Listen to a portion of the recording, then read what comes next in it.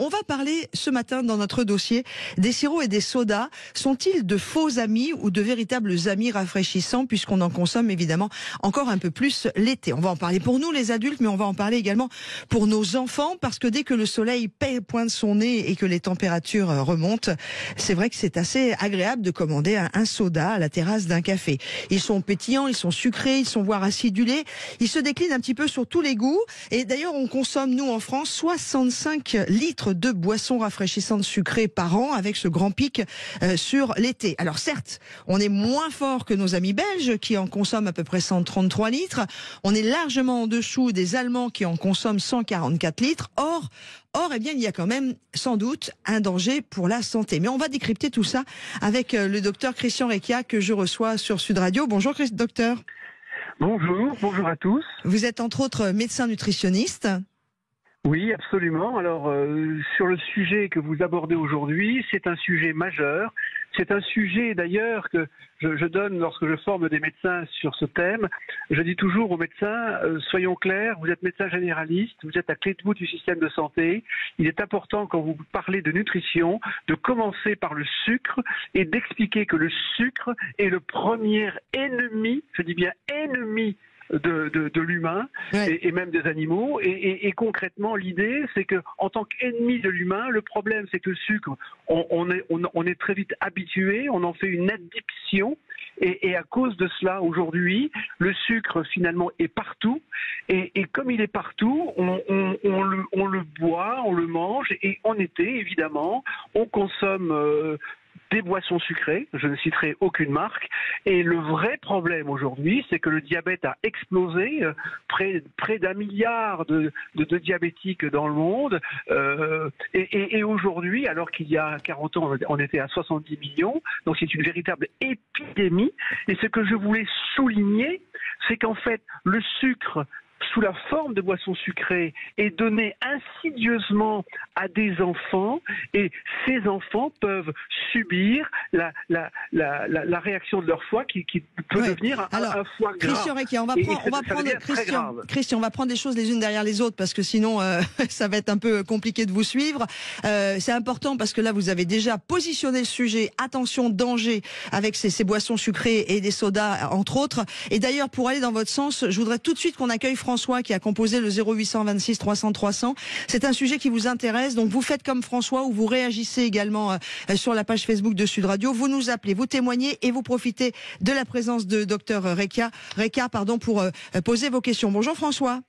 Bonjour. Alors mon petit doigt m'a dit quand on s'est rencontrés pour cette émission, vous êtes un très très gros consommateur vous de soda. Est-ce que vous pouvez nous expliquer? Tout à fait. Alors c'est vrai que je suis pas fier de ça, mais c'est comme un vice en fait. Il n'y a pas de jugement, il n'y a pas de jugement. Oui, bien François. sûr. Non, je suis assez limpide sur ma consommation, mais c'est vrai que c'est comme un vice, si vous voulez. Ça s'instaure petit à petit et le plaisir en amène un autre, et puis ensuite vous en buvez. En fait, vous vous rendez compte, vous en buvez toute la journée.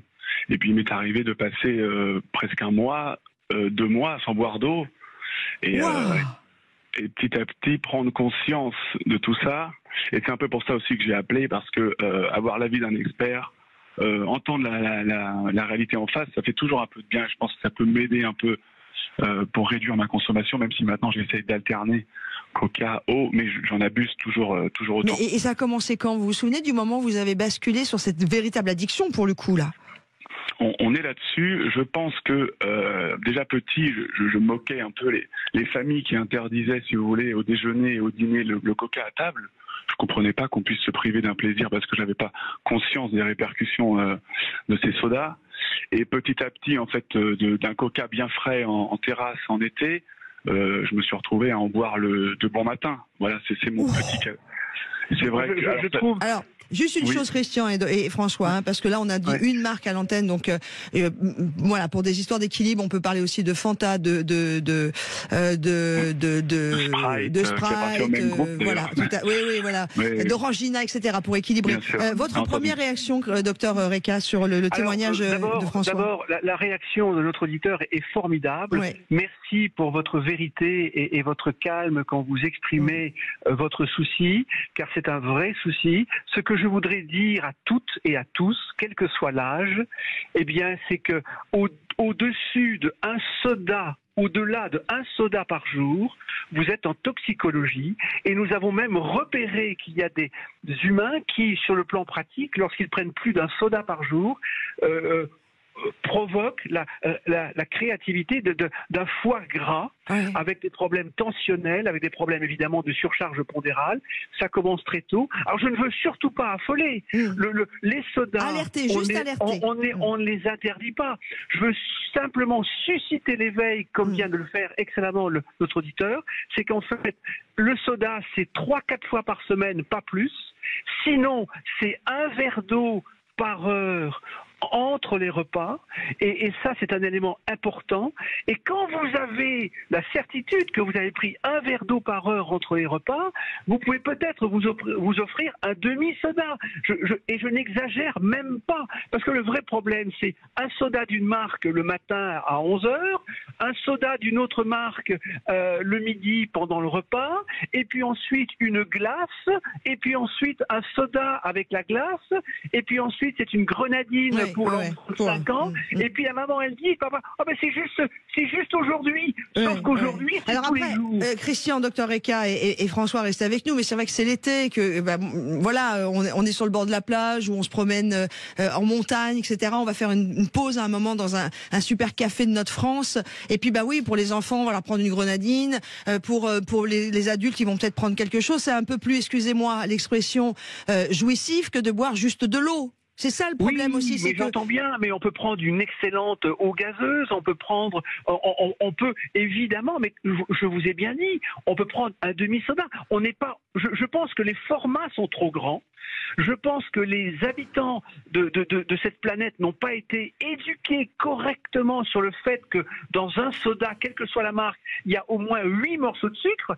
Mais demander à un humain de manger 8 morceaux de sucre d'un coup, c'est absolument impossible. Donc il faut être sérieux. Alors, donc à la place des sodas, il peut y avoir, ma foi, un fruit. Il peut y avoir des sodas qui concrètement apportent des arômes sans forcément apporter du sucre. Disons que ce que vous dites, Christian Rekia, vous qui êtes docteur en nutrition sur Sud Radio, puisqu'on parle vrai et vous n'avez pas la langue de bois, et merci, c'est que les petits plaisirs soda et puis les grands groupes l'ont bien compris. Vous savez que le chiffre d'affaires est de 8 milliards d'euros environ chaque année. Donc de toute façon, on va pas se mentir, il y a une manne financière derrière tous ces sodas. Il est loin le temps du cacolac. Vous voyez ce que je veux dire? Mais ce que vous dites, docteur Rekia, quoique c'était peut-être pas mieux parce qu'il y a beaucoup de sucre, c'est que on peut quand même s'en offrir un de temps en temps, ne soyons pas non plus dans l'excès. On peut manger de tout un peu, mais raisonnablement. Oui. Quand vous parlez de cacolac, c'est vrai que c'est pareil. L'idée qu'il faut faire comprendre à tous et à toutes, c'est que quand on a chaud, on était au-dessus de 30 degrés, c'est 1 à 2 verres par heure entre les repas. Et ensuite, stratégiquement, ce qu'il faut comprendre, c'est que les sodas et autres boissons à base de chocolat ou autres, froid ou chaud, c'est occasionnel. Dans les périodes... Mais ça, c'est dans le meilleur des mondes, docteur Rekia, parce que vous voyez, François qui est... Je voudrais revenir vers François, parce que François qui a eu cette confiance de témoigner de son addiction à un certain soda américain qui commence par un Co et qui termine par un K. Vous, François, est-ce que vous avez senti des changements au niveau de votre santé? Est-ce que il y a eu aussi une prise de conscience, parce qu'au niveau de l'énergie, au niveau de votre organisme, vous avez vu qu'il y avait des choses qui changeaient? Et vos dents, parce qu'on n'en parle pas assez, mais c'est le point que j'allais souligner, parce que c'est vrai que physiquement, pour l'instant, j'ai 28 ans, j'arrive sur les 29, mais je suis passé physiquement, en tout cas, entre les gouttes. Mais après, il y a des répercussions un peu plus insidieuses, et je ressens et je constate, même si je me le cache un peu, un rabotage des gencives. Et du coup, c'est ce qui a un peu freiné et ce qui m'a permis d'alterner entre eau et cette boisson américaine. Mais la vérité aussi, c'est que ce que disait le professeur avec nous, c'est qu'il y a eu un biberonnage et un lobbying massif, ce qui fait qu'on a banalisé cette boisson. C'est vrai. Et en fait, on est tombé... Moi, le premier, je reconnais allègrement, bien plus préféré boire cette boisson américaine que de l'eau sans goût. Et en fait, cette banalisation de la boisson m'a fait tomber dans ce vice-là, et j'ai aussi également le vice d'abuser des bonnes choses, et on se retrouve à... Arrêtez de parler de vice. On a le droit d'être épicurien. Non, mais vous savez, notre auditeur est absolument remarquable parce qu'il dit les choses vraies comme il faut les exprimer. Le fait que cette compagnie soit imposée systématiquement, même dans le monde sportif, je dois vous annoncer qu'un sportif de haut niveau qui postule pour les Jeux Olympiques, quand il s'entraîne 4 heures, il augmente sa capacité métabolique pour améliorer ses capacités de résistance et aller vers la performance, mais le fait de prendre un soda diminue considérablement la performance qu'il a essayé d'atteindre le matin. Donc si vous voulez, non seulement ça a une atteinte sur les gencives, sur les dents, sur le cœur, en provoquant de l'hypertension, des cancers et des foie gras, parce que c'est ça la vérité, mais en plus ça fait chuter la performance métabolique. C'est extrêmement grave. Et que cette boisson, ou que ces boissons, avec toutes les marques, soient en plus représentantes dans les épreuves sportives, en fait, c'est presque une honte. Docteur Ekia, ce serait presque... Enfin, on fait ça pour l'alcool, où il n'y a plus le droit de faire de la publicité, ils n'ont plus le droit d'être partenaires d'événements, etc. Ils n'ont plus le droit de se montrer. C'est la moindre des choses. Oui, mais donc ça pourrait être la même chose pour le soda. Mais alors, du coup, ce que disait... Je vais être humble par rapport à ça. Je dirais qu'en plus, 3-4 fois par semaine, pendant les repas. Alors vous voyez, là on rentre dans la nuance et dans l'affinement. Je voudrais qu'on avance, Quand vous prenez Christian. un soda pendant un repas, à la limite c'est beaucoup moins toxique qu'un soda entre les repas. Donc ça, ce sont des éléments qu'on peut donner à nos auditeurs pour améliorer la capacité de résister à ce sucre toxique. Docteur Ekia, je voudrais partager avec vous aussi les réactions qu'il y a sur Facebook. Vous êtes nombreux à réagir sur ce sujet, hein. Tout ce qui est boisson, tout ce qui est sirop. Je voudrais qu'on parle aussi du sirop pour les enfants, parce que c'est important, parce que dès le début, en fait, parce qu'on a la sensation que ce sera plus agréable, on n'apprend pas à nos enfants à aimer l'eau. Pour certains, attention, il n'y a pas de jugement une fois de plus, mais c'est vrai que moi la première, hein, mon petit loulou, il adorait la grenadine, il avait de la grenadine. Regardez, il y a aussi Stéphane qui nous dit il y a pire que les coca et soda, il y a les boissons, et autres sodas, Orangina, Fanta, voilà, pour pas faire de pub. Il y a Red Bull. Il y a les boissons énergisantes, ce sont des bombes à retardement. Qu'est-ce qu'il nous dit aussi? Il y a notre amie Brigitte qui est là souvent aussi sur la page Facebook de Sud Radio. Elle dit je crois que j'ai fait une overdose de cette fameuse boisson américaine, une bouteille par jour pendant des années, et du jour au lendemain un dégoût total sans rien faire ni décider. Depuis, je ne suis qu'à l'eau de temps en temps additionnée de citron. Voilà, donc on a aussi beaucoup de témoignages. Il n'y a pas que vous voyez, François. Oui, ça me rassure aussi. Mais je tenais à dire aussi que l'eau aromatisée fait beaucoup de bien aux personnes qui sont un peu accros au soda, parce que vraiment, il y a une diversité dans le goût et ça apporte ce qu'on recherche dans la boisson, mais il y a les côtés néfastes en moins. Oui, tout à fait. Je voudrais qu'on parle de ces boissons, parce qu'au soda, on parle du sucre, mais il y a aussi d'autres choses, hein, tous les arômes qui sont pas spécialement très naturels. Est-ce qu'on peut faire un soda maison? C'est une question qui a été posée sur la page Facebook de Sud Radio. Est-ce qu'avec les bouteilles, vous savez, les systèmes qu'on a pour faire des bulles, docteur Ekia, en mettant des produits sains dedans? Je suis fondamentalement contre, parce que le système pour faire des bulles provoque des perturbations de l'acidité de l'eau, et quand vous avez un pH de l'eau qui est très perturbé, vous pouvez provoquer des perturbations des fonctions rénales ou des fonctions hépatiques. Si vous voulez, quand vous buvez de l'eau de très grande qualité, qui concrètement ont un pH autour de 7,2, qu'elle soit gazeuse ou qu'elle soit minérale. Vous avez des noms parce qu'on parle vrai, par exemple, l'excellente eau gazeuse, la meilleure, je pense, sur le plan mondial, c'est la Saint-Géron, qui est une eau française, puisqu'elle est naturellement gazeuse. C'est la dernière eau naturellement gazeuse en France, c'est la dernière. Et puis il y en a d'autres qui sont des marques très connues, hein. Alors on va prendre Evian, on va prendre Vittel, on va prendre Contrex. La Contrex a l'avantage d'avoir du calcium, et le calcium de la Contrex est absolument assimilable comme le fromage.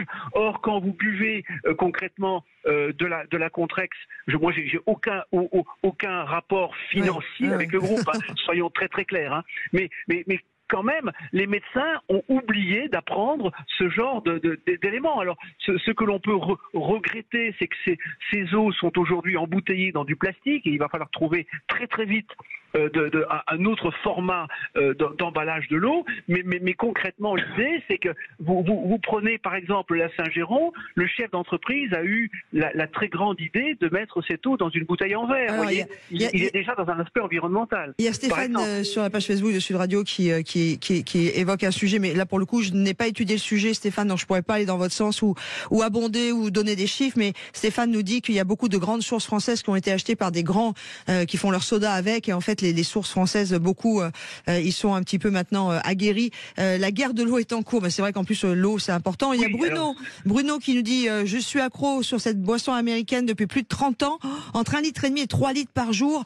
Waouh, quelles conséquences? Allons-y sur les conséquences médicales très fortement. Les conséquences médicales, ça peut aller alors évidemment infarctus, évidemment diabète, évidemment obésité, évidemment hypertension, évidemment accidents vasculaires cérébraux, évidemment une denture, des dents qui périssent. De Jacouille, la fripouille. C'est une catastrophe. Mais attendez, mesdames et messieurs, vous n'avez pas ça au bout de 40 ans d'utilisation de ces boissons sucrées. C'est au bout de quelques mois, de quelques années. On le voit chez des enfants, on le voit chez des adolescents, on le voit chez des jeunes mamans. Donc il faut bien comprendre qu'aujourd'hui, on a un appauvrissement de l'état de santé de notre nation. Alors déjà, on a un système de santé qui devient extrêmement précaire de par le haut niveau d'incompétence de nos ministres passés et présents, actuels. Et concrètement, l'idée est déjà de se dire, c'est qu'on n'a plus du tout de formation à la prévention. Et le vrai problème, c'est que le sucre en soi, pris raisonnablement pendant un repas, n'est absolument pas gênant. Ce qu'il faut faire comprendre à ces médecins généralistes qui doivent expliquer ça à leurs patients, c'est que le vrai problème, c'est quand on prend ce sucre sous toutes ses formes, et entre les repas, et d'une façon répétée, parce que ça devient un addictif. Le chocolat, immédiatement après un repas, c'est un bonheur. Oui, même un verre de vin pendant un repas, c'est pas un problème. Il n'y a pas de souci. Le problème, c'est l'excès entre les repas. La modération. Mais en tout cas, merci beaucoup, docteur Christian Rekia, d'avoir été avec nous ce matin sur Sud Radio. Avec plaisir de pouvoir vous poser d'autres questions en vous proposant d'autres sujets. J'aime le fait que vous n'avez pas la langue de bois. Et merci à François et à tous ceux qui sont intervenus sur la page Facebook de Sud Radio pour témoigner et poser également leurs questions.